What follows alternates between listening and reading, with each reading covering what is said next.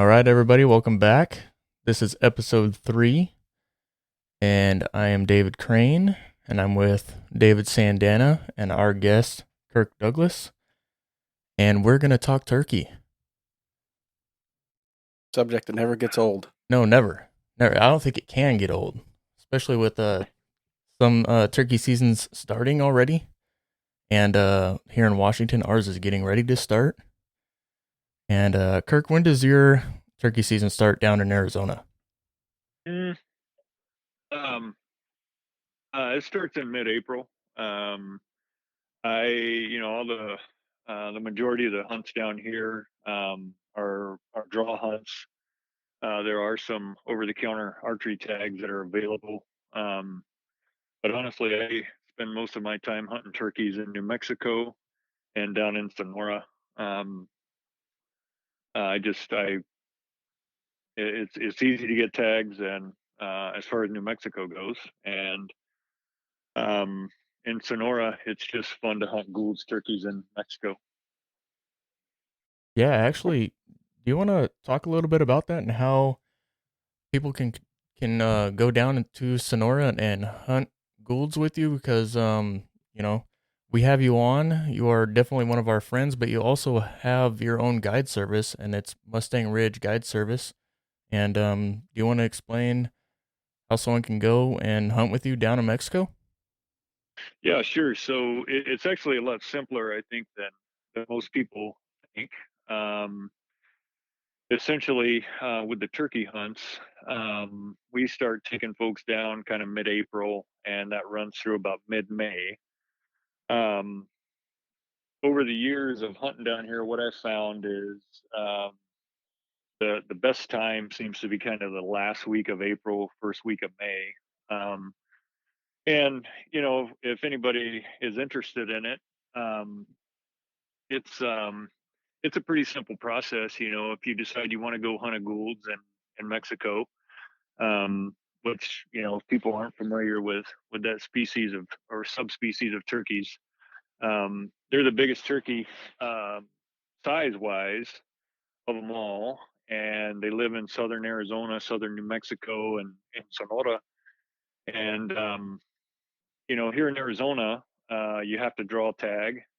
In New Mexico, there are two or three tags that are awarded every year. One of them is awarded through kind of like a lottery system where you can buy chances to win it, kind of like a raffle, I guess you might say. And the other one is the other two tags are auction tags. So um, the nice thing about going to Sonora is you don't have to bother with any of that stuff. You get your turkey permit and you go hunting. So, if someone was interested in that, they would just contact me and we would get a contract drawn up, and we take a deposit to secure that spot. And at that point, there's some information that I have to collect, a photocopy of, or a photo of um, the hunter's passport, um, uh, the details of the weapon that they'll be bringing to Mexico with them. And I send all that stuff to the outfitters um, that I partner with on these hunts that own the ranch in Mexico. Um, they then go through the Mexican government to get all the permits that are necessary. Um, the cost of the permits, the cost of the travel from Tucson to the ranch and back, um, the cost of the lodging and the food. It's all wrapped up into one.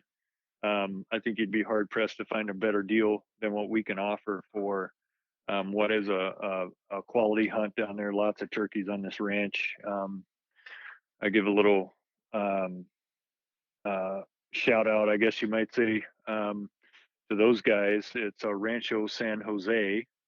They are on Instagram, and they also kill a lot of coos deer on their ranch every December and January. And I've been partnering with those guys now for a couple of years, and it's been a good partnership, I think, for both sides. It sounds like you have a pretty good streamlined process with lots of opportunity to me.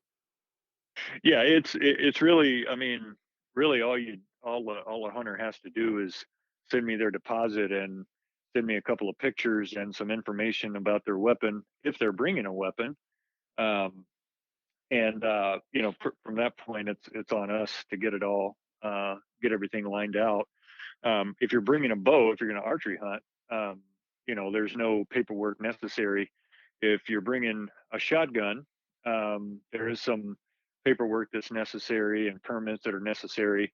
But the guys down there have two shotguns on the ranch. I always have my own personal shotgun down there. So if a person didn't want to bother with traveling with their shotgun, if they're hunting turkeys with their shotgun, then there'd be plenty of firepower at their disposal. That's nice to have, and something that, you know, a customer wouldn't have to deal with, Yeah, if they didn't yeah, mind not using their yeah. own personal I've weapon. right, and I've traveled. I understand the value in using your own. Especially shotgun, bow. Obviously, you don't want to be using someone else's bow. I wouldn't anyway. Right. Um, and with the guns, if you're flying in from out of state or something, it can be a little bit of a pain to have to deal with some of that stuff. So it's nice to know that you'll have if you choose not to bring your own, you'll have a quality firearm and quality turkey ammunition there waiting on you. Nice. I traveled with a shotgun one time from Florida back to Washington, and that was kind of cumbersome. I had to go through the security process and have the locks and everything. And I can't remember Oh yeah, what department they sent me to, but getting it back was waiting in line and all that stuff. But after the first time, it's I not as bad. yeah, and I'll tell you, I've traveled. I've done a lot of traveling with rifles and shotguns over the years. And actually, the easiest airport to travel with a firearm, in my experience, is in Seattle. They had a really good process. That's But yeah, actually it can. insane to hear that, like, we Yeah, have I know, something I going know, on right. I know.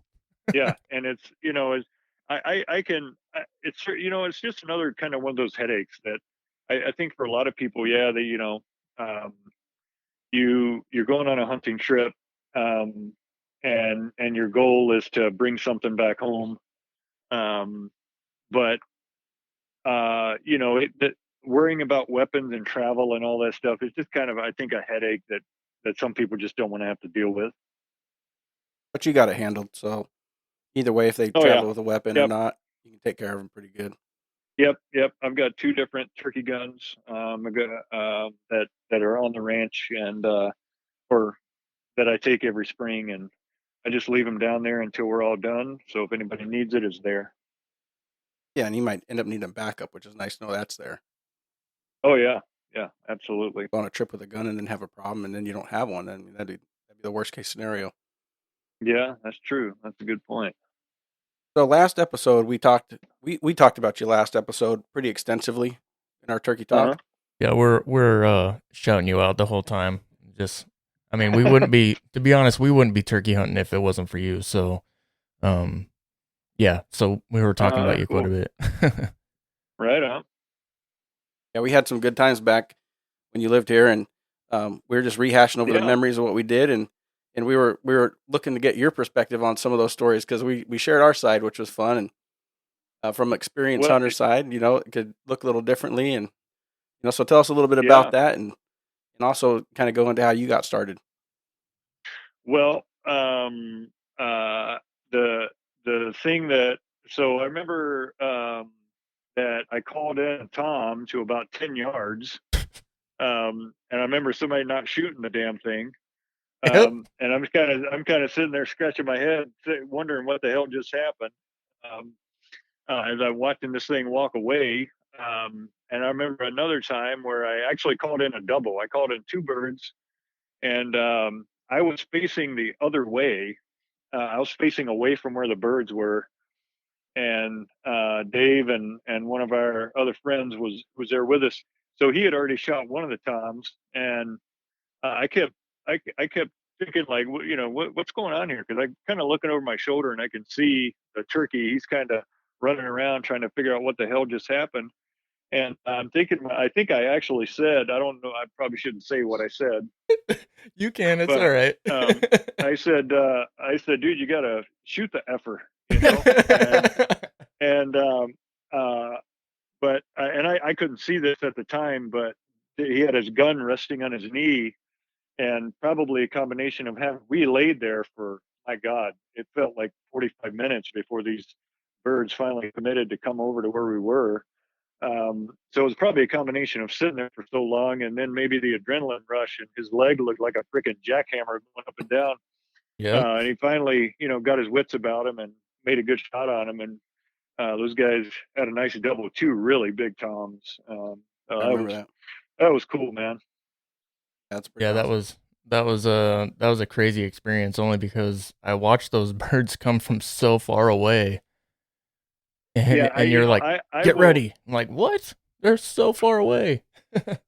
Yeah, I think I've learned over the years, like, it's kind of like calling elk. Like, you can kind of have an idea of when something's committed and coming your way. And I kind of feel like I've developed a pretty good ear for that. Uh, but that I always remember that hunt because we called and called to those birds, and they were probably 80 yards kind of hung up, and we couldn't even see them. And I remember I told you and Jack, I said, I don't know if this is going to work, but I'm going to try something because nothing else is working. And I took my box call and just started absolutely hammering on the thing as loud as I could. And that's when they came running. And it's kind of like, wow, I wasn't really expecting that. I was trying to kind of tease them in, and that wasn't working. So I figured, all right, well, let's go the other direction. So I hammered that box call, and they literally came running in. Yeah, it was insane. It Yeah, was that was like kind of, Jurassic Park. yeah, Lots of that was pretty raptors were cool. coming. Yeah. So how old were you when you first started turkey hunting? I know you're from the South, so Yeah, yeah. So, I don't know. I mean, probably, I was probably 12, 13, something along those lines. And, at the time, where I grew up, turkey hunting was kind of, I don't know, it wasn't something that people really got into, nowadays, as much as, as they are nowadays anyway. Um, but honestly, like, I wouldn't say I wouldn't say I was really a hardcore turkey hunter until, geez, I was probably, it was after I graduated from the University of Washington that I had gone turkey hunting in Eastern Washington. And um, that's when honestly, that's when I really, really developed a real passion for it. I think as a kid growing up, um, and during I didn't have as much of a passion for it as I do now. It's probably by far elk hunting, turkey hunting, antelope hunting are those three things I really, really look forward to every year. you do all three of those with a bow. Yeah, I've been lucky enough that I have killed all three with the bow. I I have probably I've killed more turkeys with my shotgun, to be honest. For every turkey I've killed with my bow, I've gotten busted trying to get my bow drawn. So I have I think the last time I shot a turkey with my bow was it's definitely been more than 5 years ago for sure. I remember one of them for sure. Oh yeah, yeah. I forgot about that. Yeah. Yeah, Kirk called in these two toms, and they're walking in probably like 40 yards away, and I shot one, and I think I took a second shot at the second one. So I had two tags, Yeah. and I don't know if I just glanced it or whatever, but it took off to this tree, and I mean it did the little two-step scoot where it just started gliding downhill for a long way, and I don't know how it did it, but it landed in a tree branch, like up 30 feet in a tree. He goes, "I'm going down there to kill that." He takes off down the hill. I'm like, "Okay, good luck. I'm messing with mine." And he said that this turkey was just sitting in a tree, and it just dropped straight down, like lifted its wings and dropped straight down into the brush. Is that right? Yep. He just basically walked up to it, drew back his bow, and he said, looked at him, and he shot at the same time. He said it was the first time he shot a Yeah. turkey while I was staring at him. Well, that was an interesting one. So that bird kind of, he took off and he glided into that. I was looking at him with my binos, and I saw him just, like they said, he opened his wings up and he just kind of floated down to the ground. And he's just kind of sitting there, looking around. And it was really foggy that morning. You remember that?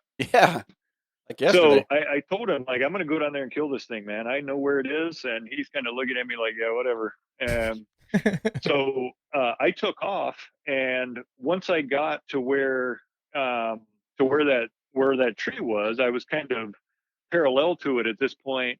There was a big drop off, and I walked up to the edge of that drop off, and I could see him. And that bird had no idea I was there because I just kind of backed up and got ready, and I was able to use the terrain a little bit to hide. And I kind of peeked up and ranged him. I stood up, drew my bow, and it was like as soon as I let it go, he looked at me and just whacked him, man. Um, That's awesome. so yeah, I remember walking back up that hill with a bird, and he's like, "Holy shit, you got him!" I was like, "Yeah, I told you I was gonna go get him." Yeah, he's like, But it's no problem. I do this every day. there was definitely some good fortune involved with that for sure. Hey, that was one of those like Uh, Paul Bunyan experiences for me. You know, yeah, that was cool. I kind of yeah, like I created a have all legend. the yeah. I forgot. I had all the I have all the fans of all the turkeys I've killed over the years. I saved the arrows and everything, and that one is hanging up in the garage right there too. I kind of forgot that yeah, that's the only spot and stalk turkey that I've ever killed. Well, the Uh, legend continues. Yeah, yeah, exactly. right. Yeah. I was also talking about when we were walking in, how you pick up I think, were they pin feathers or what kind of, just lost tail feathers that they drop on the ground? Things. Wing feathers? Yeah. Yeah. Yeah, Yeah. Most of them are. Yeah. you were just snagging them left and right. Yeah, Oh you're yeah. hiding the Yeah. evidence. I like to um, one. I don't want somebody else coming behind and realizing there's turkeys out there, right? Exactly. Try to keep your spot kind of secret, but I kind of collect that kind of stuff. I got antlers and feathers and other stuff laying all over the house here. My wife just absolutely loves it. Yeah. They all do. Yeah. Funny. So we've also hunted together spring bear as well. Yep. Now tell us more about your passion for hunting. So I'll be like I'm not much of a bear hunter. A lot of guys are really into it. It's not something that not something I put a lot of time into. If I here in Arizona, New Mexico, down in Mexico, there's a lot of glassing, and if I glass up a bear and I've got a bear tag, I'll go after him. But um, it's just not something. I, I I don't want to say I don't enjoy it. I've killed a couple of good bears, both of them up there in Washington, but not terribly passionate about bear hunting.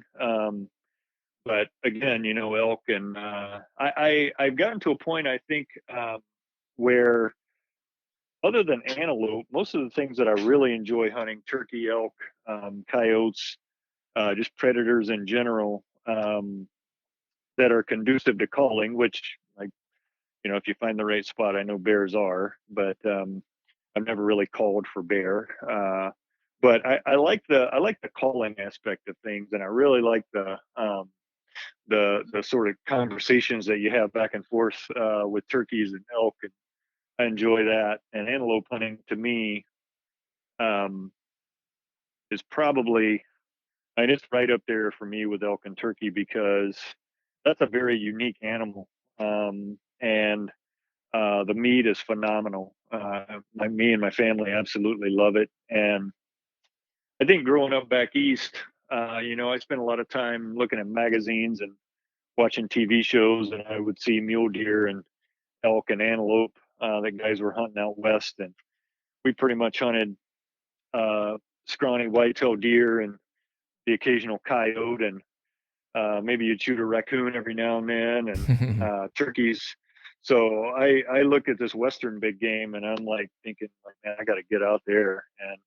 And after high school, I joined the military and spent some time in the military, and this ended up moving to Washington after that, where I went to school there and stayed there after I finished school. And I have zero interest in going east of the Rockies. I go back to see my family in Georgia, but other than that, very little interest in it. I do want to go back and hunt an eastern turkey one of these days, but How about some I got turkeys over there in Florida? Yeah. Easterns, and I got a buddy. I'll give him a little shout out here, Dave Van Epps. He lives in Oregon. He has he makes turkey calls. He has a company called Oregon Custom Calls, and he has a really good Instagram page. This guy makes some of the best slate and just pot calls in general that I've ever laid hands on. I have a first generation slate that he made that's, I think, got 8 or 9 notches in it. Last year I had him make me an aluminum pot that it just sounds unbelievable. He's actually going to Florida later this month, I think probably in a couple of weeks now. He's going to hunt Osceolas down there, and I really want to do that one of these days too. Well, we spoke about that before. We have kind of a way to get in there, and my family member of mine has some land down there with Osceolas on it. I can't remember the freeway, but there's a line. So in Florida, there's a freeway that goes from the east side to the west side, and below that line it's called the Osceola line. So they have a certain number of birds that can be taken below that line, and then if you're a private landowner, you can continue to hunt below that line once the quota is taken. You can also give permission to people that are friends of yours to hunt your property, because their laws there are different to like ownership. So landowners, if you're a landowner there, you pretty much can almost do whatever you want to do within the law. Yeah. But you can hunt extended. Well, maybe next year we need to set that up. Yeah. It's exactly that's exactly what we're talking about right now. We're gonna set this up. That season starts early too. It starts in like March or yeah. So because you definitely want to having grown up down there, not that far south, but you want to get down there before the mosquitoes get too awfully bad, or at least I would. Living in Arizona, man, you can keep the humidity and the bugs and everything else that the East Coast has to offer. You guys don't have mosquitoes in Arizona? Oh yeah, we do. Oh. But it's time to nothing move. like it's nothing like back east. Certainly nothing like where I grew up. And there are other things out here that you got to deal with: tarantulas and scorpions and rattlesnakes and whatnot. But I absolutely love Arizona, man. Like a lot of places, it's changing a bit over the last couple of years, but I just try to keep my nose to the grindstone and just keep enjoying the things I like to do. So. I mean, that's all we can do, right? I mean, the laws are going to be the laws. Things are going to get passed that we don't agree with, but we gotta enjoy what we have. We had a pretty significant one here. So yeah, a little frustrating, but. Is that the trail cam one? Yeah. So trail cameras are banned for hunting purposes in Arizona now. Complete ban. Ridiculous. There's some little loopholes, but if you've got a tag, and you pretty much, with the exception of over-the-counter archery deer tags and a few other over-the-counter tags that are available here and there, everything here is a draw. So if you got drawn for an elk tag and you're running trail cameras, and they find them and they figure out you're running them, you would have some explaining to do, as they say. Probably have like counter intel cameras watching trail cameras. Who's coming, I Yeah. mean, it could be. I know you can still use them for photography purposes and security and this and that, but ultimately, um, in my opinion, the state of Montana has the best rule when it comes to trail cameras, and that is they've got to be down the day before the season opens. And I can get, I understand that. Yeah. Well, because at that point Uh, you're hunting, right? well, So you I should mean, be, right. And yeah. I So think what's the deal with? I'm no, I'm no hunting expert by any means. But uh, if you should not be relying on trail cameras the day that season opens, right? You should have already done your homework, Yep. and you should transition from scouting to hunting the day the season opens. And if you're not doing it that way, I think that's the biggest difference between people having success and not having success is just I watch the things that I like to hunt. I watch nearly year round. You know, I'm constantly out glassing, looking at deer, looking at elk, checking turkey spots. I'm going to New Mexico this weekend to check a spot that I'm going to be hunting on opening day. So, Hey, real quick, Kirk, what's the name of that turkey call company in Oregon? Oregon Custom Calls. Yeah, I can yeah. look at his They, Instagram. buddy's name is David Van Epps, and he's a good dude, and he makes a heck of a call, man. Yeah. Actually, the last time you were up here hunting for turkey, it was you and myself and Jack, and I think you were actually using one of his calls because I think right when you were leaving where we were at, you were heading down to Oregon to go hunt with him. Yeah, yeah. We Jack and I went over and hunted with him. Um, and shoot, I can't remember. I know that we both killed at least one bird. I think Jack might have killed two over there. I can't remember. But yeah, he's a turkey hunting fool, man. He loves it, and he took that passion that he has for the turkey hunting itself and has created a bit of a business opportunity for himself. So he's getting busier and busier all the time. I think is he's turning out more calls, and I think and he's selling more too. So Well, they're beautiful looking calls. I'm looking at his page here, and yeah, they sure are nice looking. he uses a wood called myrtle wood, and I'm no wood guy, but it's a really cool looking. There's some really cool patterns in it, and he's definitely figured out sort of the combinations between the woods and the soundboards and the actual material. Aluminum versus glass versus slate. He does a lot of testing, and um, he's got it down to a science now for sure. He's starting to make the diaphragm calls too, which I have never been a fan of for anything. Um, that's just me personally. They just don't work for me. But um, I think maybe if I put a little more effort into it, maybe I could, get more comfortable using them or figure it out. But I kind of figure if it ain't broke, don't break it. So I just keep using what I have. Yeah, these calls are nice. That myrtle wood, it's like a creamy color and a real dark, almost like a Yeah, mahogany, and it looks like right. every Yeah, call is different. yeah, and it is.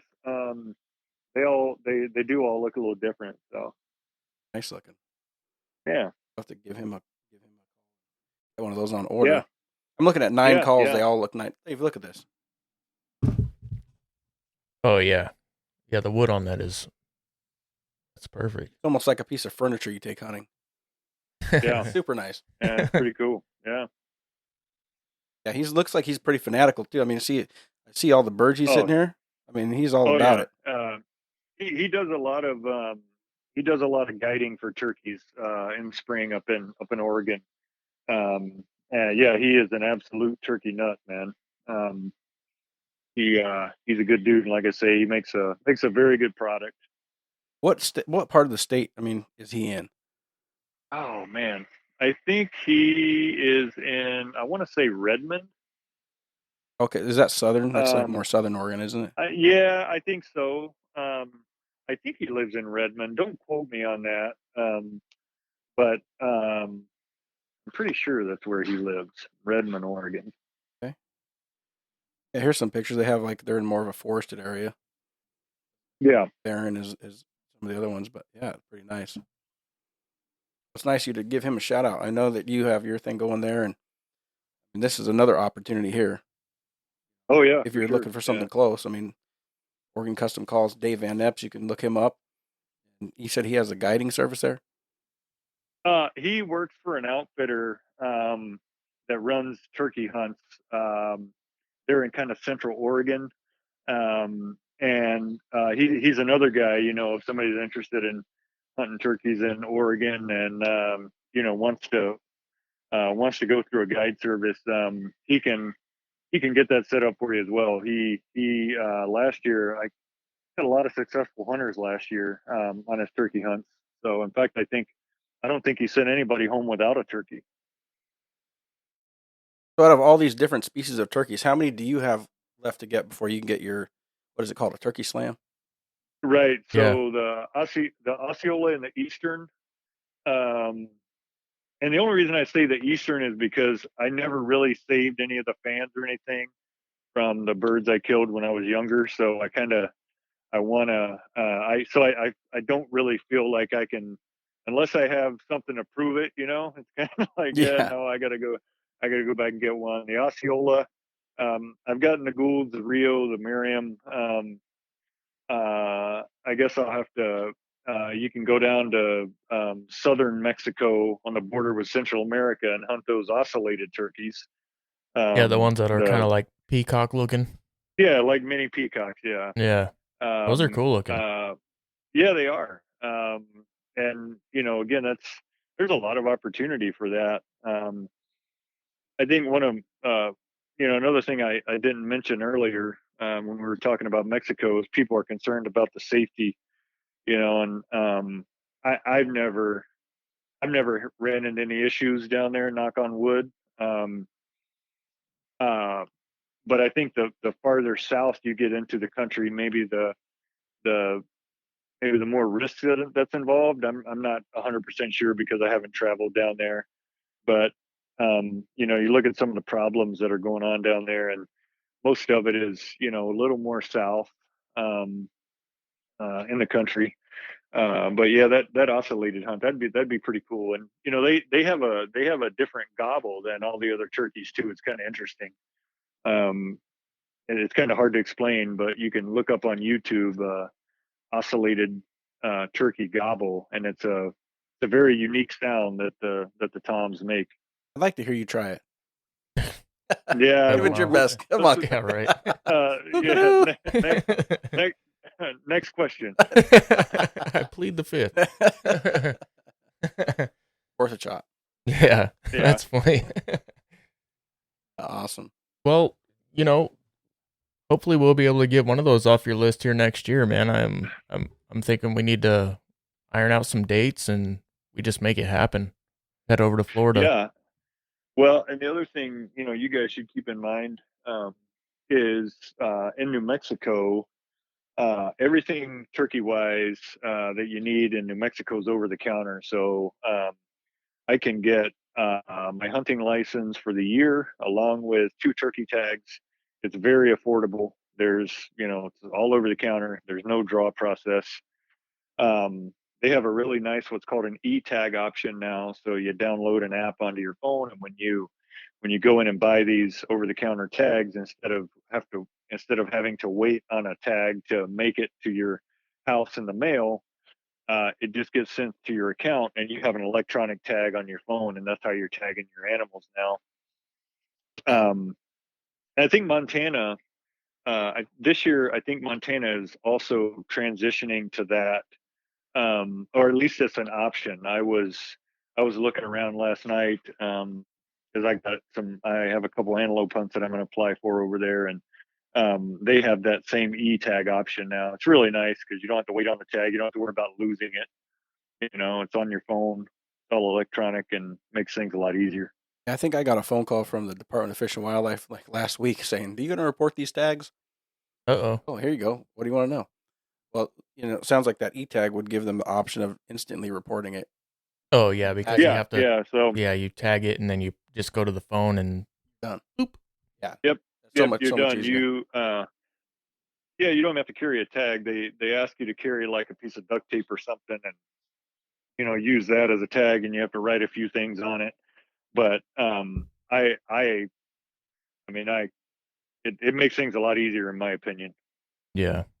Now with the antelope, I know we're talking turkey, but with the antelope, um, I definitely am interested in getting over and hunting that. You've known that for a few years now with me, but Yeah, I'm gonna need some help figuring out. Maybe walk me through how to do that, and we can talk about that later. But yeah, yeah, and it's the nice thing about these places, because I'll hunt here in Arizona, I'll hunt in New Mexico, I'll hunt in Mexico, I'll hunt in Montana. And Montana and New Mexico, their websites and their application process is really simple. I think probably the most complicated one out there that I apply in is actually right here in Arizona. Um, but yeah, we can talk about that anytime. I'll give you some ideas on. It's a pretty simple process in Montana. So when you're in Mexico, what's the terrain Yeah, like? Is it pretty steep it's a or? lot. In some places, yeah. Down at the ranch that we hunt, it's surrounded by mountains. These guys have developed a really nice road system in there, so you can drive up. But it's you're doing some hiking. But I would not by any means.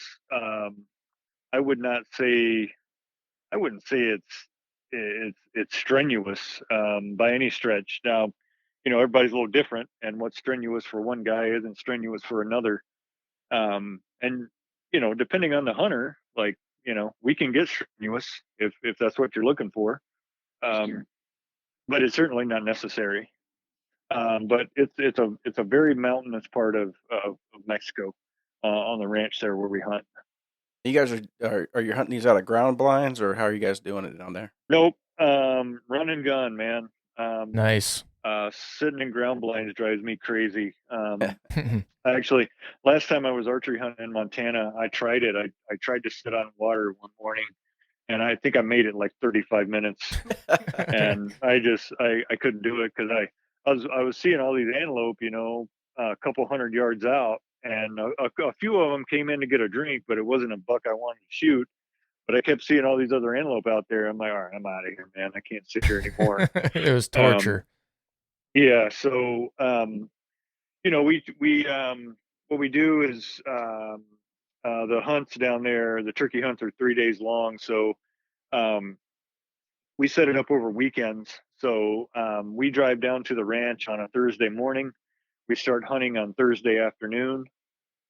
Um, we hunt Friday, Saturday, and then we hunt Sunday morning until noon, right up until noon if necessary. And that is the 3 days: the half day on Thursday, the half day on Sunday, and the Friday and the Saturday. That accounts for the 3 days. That way, we're able to get back into the U.S. on Sunday afternoon and get everybody, back to the airport or back home. It's if if folks finish early, which happens pretty often, and they don't want to stick around, then we can come back. Last year, I had a guy that he killed one on the first evening we were there, and he decided he wanted a second bird, so we stayed, and he killed another one a couple of days later. And in a first thing in the morning, we came back to the ranch house. We got everything together and came back home a pretty much a day and a half early. That sounds like a really good hunt. Getting two Yeah, I birds and had one guy last year that we didn't kill one until the afternoon of the last day, and that was a tough hunt. you know what? But we Sometimes that finally, happens, but that yeah, the yeah, experience absolutely. of that hunt, he's gonna remember that forever. Oh yeah, he had a really nice mount of that thing done, and we finally found a volunteer, and it was the cool thing. Um, Although it was a tough hunt at the end when we ended up killing that bird, the cool thing was we got to watch him strut his way in from, I don't know, probably 60, 70 yards. Oh wow. Before the guy shot him. So it was the show that the bird put on was well worth all the, sort of pounding our heads against the wall for the first 3 days.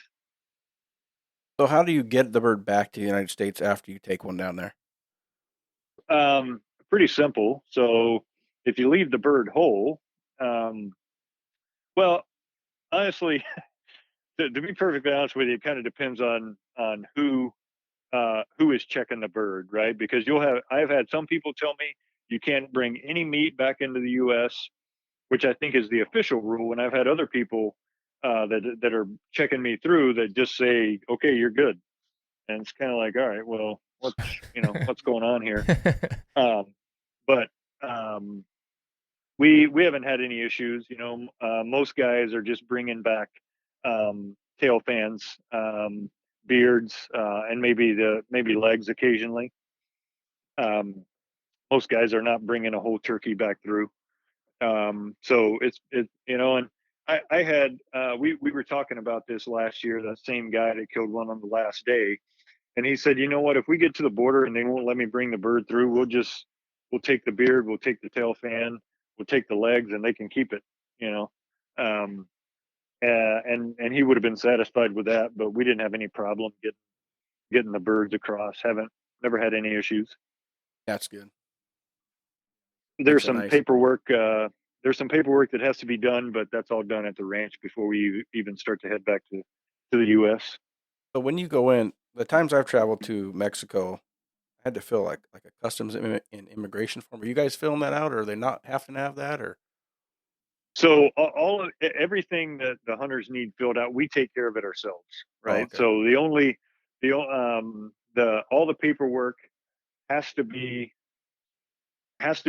with the gun at all times.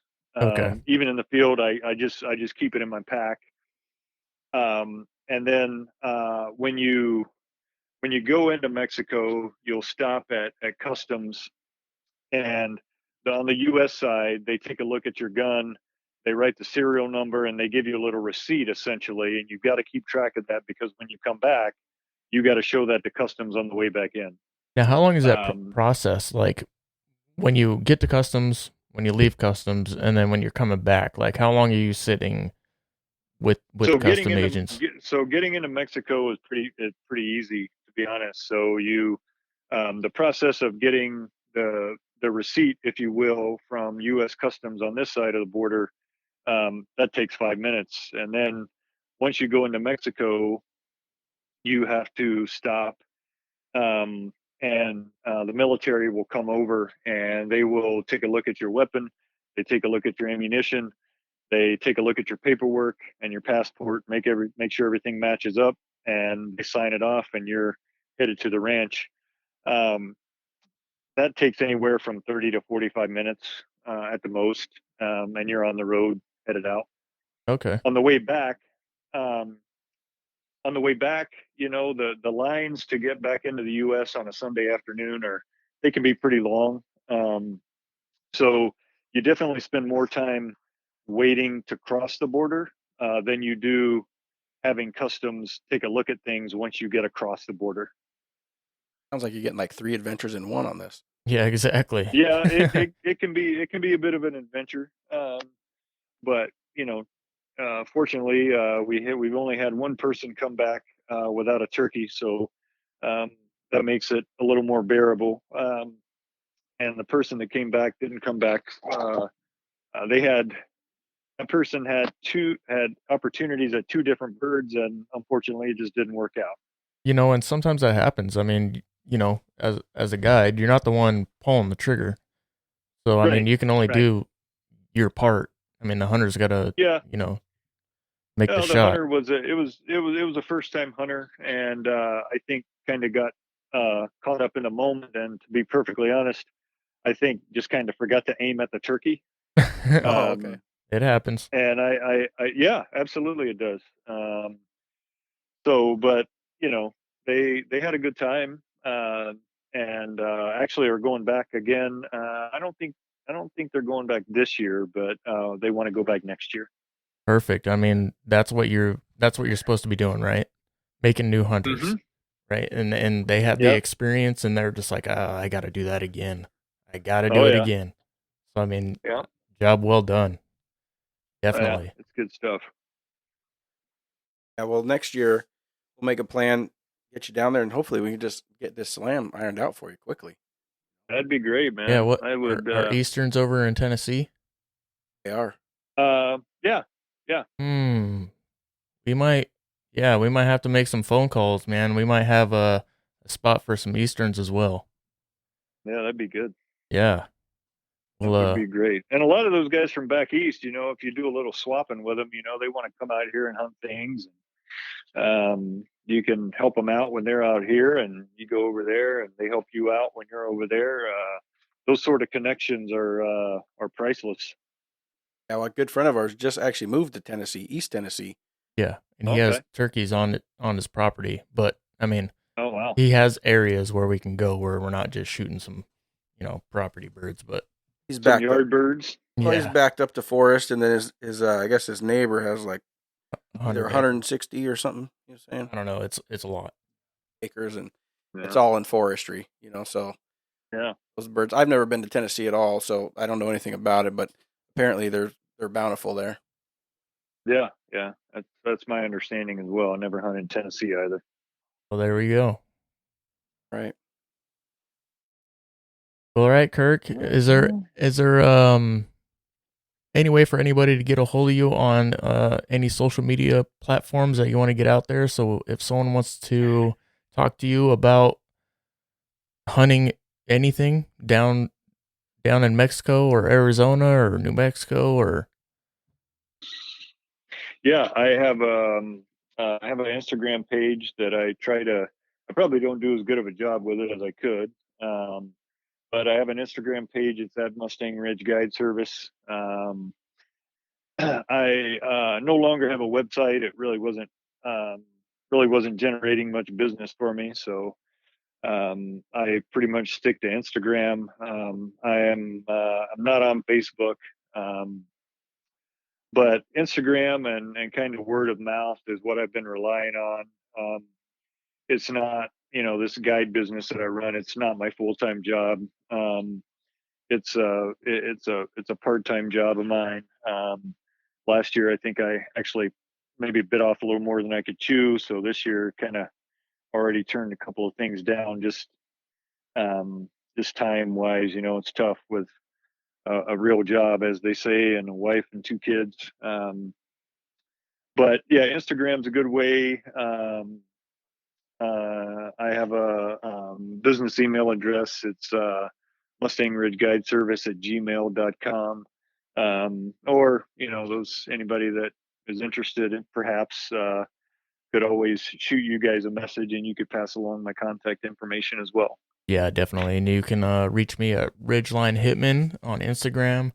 And yeah, I'll definitely get you hooked up. Kirk's a good guy, and we actually can't wait to get down there and hunt with you again. I know I've been trying to get down to Arizona for the past 3 years, and let's see, the first time I broke my ankle, I had my pancreas taken out, and then my little brother passed away. It was just like the worst circumstances of ever. Right. But hopefully nothing catastrophic happens, and I get down there this time. I already took the days off of work, so yeah, I'm it's heading. A good hunt. The January mule deer hunt. The rut's in full swing. It's a blast, man.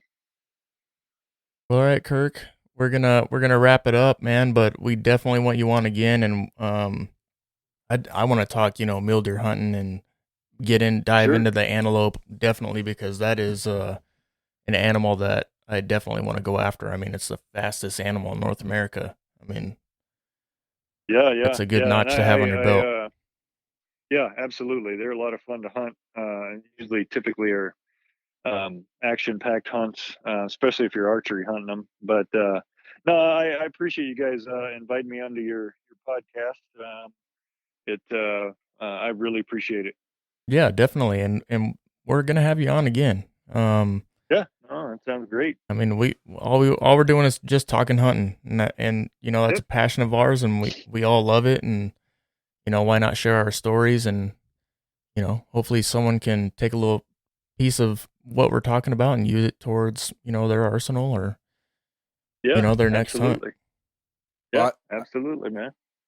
I definitely enjoyed the conversation, and also, Kirk has given us some really great memories to recant every now and then, and recant, look back on. And I know that people that go with you, they're going to get a first class trip, and you're going to give every effort you can for them, and that's just from you being you. That's not for money or nothing like that. It's not your full time job, and you just genuinely enjoy it, and you're going to go out there and do what you can do for them. And when you're in the moment, you got to pull the trigger, man. I'm the guy that didn't pull that trigger. I had him coming out of that chair quick. What the heck are you doing? We were surrounded by turkeys. If they would have had guns, they would have shot us. We'd had to surrender. Yeah. Well, you remember that hen came in for sure. That hen came right up to us putting for like I know. 5 minutes. You should have just reached out and wrung her neck. Don't let her go back and tell the others where we're at. Yeah, exactly. Yeah, it's funny. Exactly. All right, buddy. Appreciate it. It's been great. Yeah. All right. Good catching up with you guys. Take care, and we'll talk to you guys again soon. All right. All right, Kirk. Have a good night. Okay. All right. You too. Thanks a lot. Mm. Yep.